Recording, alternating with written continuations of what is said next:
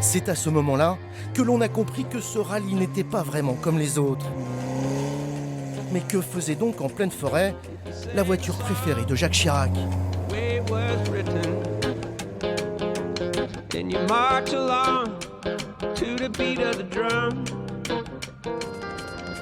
4 jours plus tôt, à Sochaux, près d'une centaine de véhicules se préparent pour un marathon de 1000 km dans les montagnes du Jura. Sur le parking, on voit bien que certains ont déjà pas mal roulé. Mais peu importe, dans un rallye de régularité, ce n'est pas la puissance qui compte. Comme en mer, c'est le navigateur le plus discipliné qui l'emporte. On doit respecter une régularité, mais toujours, c'est-à-dire que toutes les épreuves dites spéciales, on doit rouler à une vitesse que l'organisateur nous donne, mais on ne doit pas être ni plus vite, ni moins vite. Les voitures sont suivies en permanence grâce à ce petit boîtier jaune.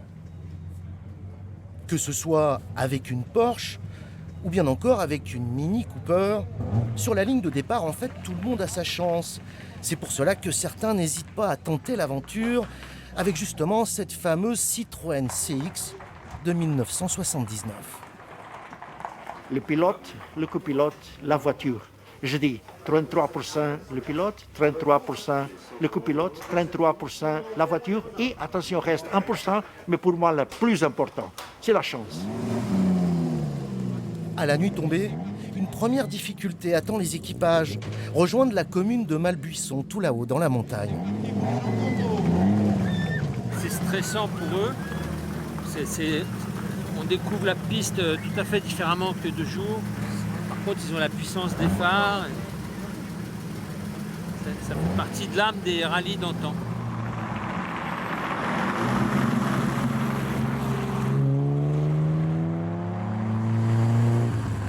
Sur ces petites routes qui serpentent près de la frontière suisse, la neige à cette altitude n'est pas encore au programme.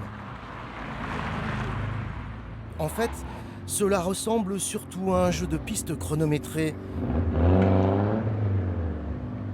Mais ceux qui se trompent de chemin additionnent déjà les points de pénalité.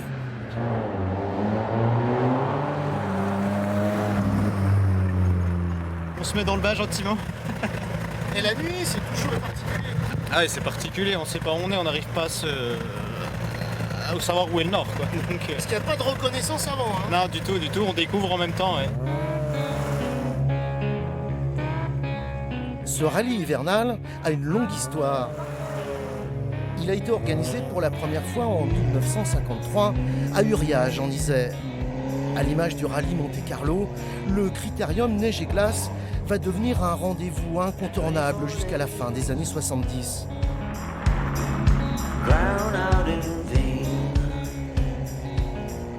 En 2003, le pilote Patrick Zaniroli redonne des couleurs aux neige et glace, qui devient alors un rallye de régularité dédié aux véhicules historiques. Et si aujourd'hui, le simple plaisir de conduire une voiture ancienne reste la priorité des concurrents, nous allons voir que sur les routes enneigées du Haut-Jura, il faut tout de même avoir le cœur bien accroché pour suivre la randonnée.